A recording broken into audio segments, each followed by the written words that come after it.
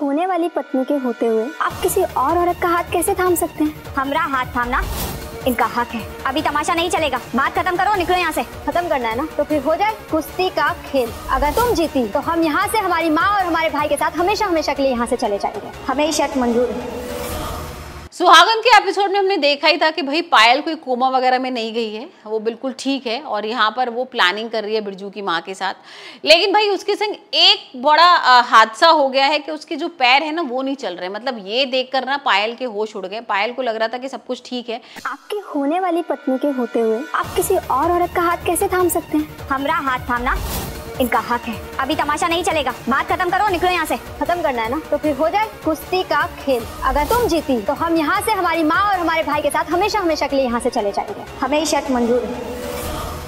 लेकिन जो उसके पैर है ना वो थोड़ा काम नहीं कर पा रहे हैं, वो चल नहीं पा रही है उतना। और हम देखेंगे आगे वाले सीन्स में कि वो गिर भी जाएगी पलंग से। तो भाई अब देखते हैं कि जब घर वालों को ये सारी चीजें पता लगेगी तो क्या रिएक्शन होगा। वहीं हम दूसरी तरफ देख रहे हैं कि भाई बिरजू ने तो हद ही पार कर दिया। यहाँ पर अपनी माँ को लेकर आ गया था, बहन को लेकर आ गया था और अब वो घर के सामने ही रुक गया है बिंदिया को ले जाने के लिए। यहाँ पर कितने सारे पॉलिटिशियंस को लेकर आ गया है और गाँव वाले भी आ गए। अब तो बुआ भी आ गई है। बुआ ने भी कह दिया है कि हाँ भाई ये बिरजू की और इसकी शादी हुई है बिंदिया की। लेकिन यहाँ पर कृष और बिंदिया मानने को तैयार ही नहीं है और बिंदिया बार बार कृष को समझा रही है कि कुछ तो है, कोई तो है बड़ा प्लानिंग। मतलब इन लोगों के साथ हो सकता है कोई बड़ा प्लानर हो जो मिला हुआ हो, लेकिन समझ में नहीं आ रहा। और भाई किसी की तरफ तो पायल का इशारा जा ही नहीं रहा है क्योंकि यहाँ पर साक्षी भी अब दोबारा से फिर बिंदिया और उसके घर वालों के खिलाफ हो गई है।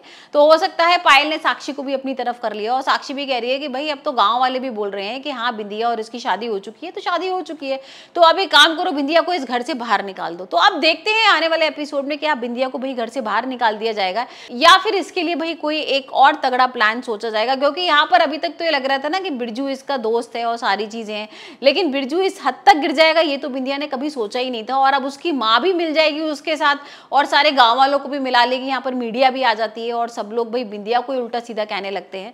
तो अब देखते हैं कि क्या करती है बिंदिया और किस तरीके से यहाँ पर बिरजू को करेगी दी एंड।